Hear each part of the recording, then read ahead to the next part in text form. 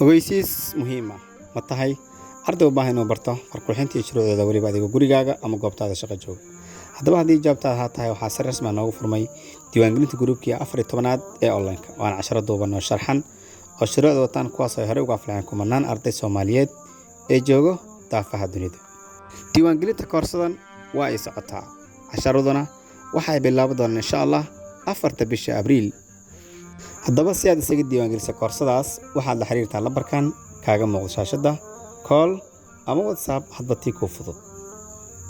koorsadan waxaynu ku qaadan doonaa insha Allah by WhatsApp group taasoo ay ku diyaarsiin macallimiin ku takhasusta hawshan farqulxinta oo ka saxi doonta 10 walba aad qaadato sax iyo qalad uu noqdoba. sidoo kale haddii aad u baahan tahay inaad ku qaadato si offline ah waxaad booqan kartaa xarunteena Muqdisho gaar ahaan isgoysku baar waxa degmada Hurdaag waxayna shaqaysaa maalmaha Khamiista Jumcada labada gelin iyo sidoo kale maalmaha caadiga sida Sabtiga Axad iyo Isniinta gelinka dambe. aadka koorsada waxaa si fariya ku heli doontaa buuggan farqulxinta idin muuqda.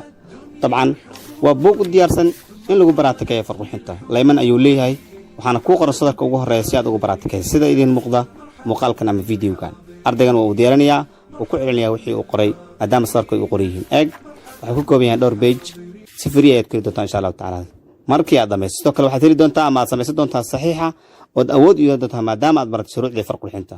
dabcan farta iyo saxiixa waa lamaano oo kala maarmaan. aad baad u maastaa saaxiibada muuqaalkan si ay kaga faa'iideystaan mahadsanid.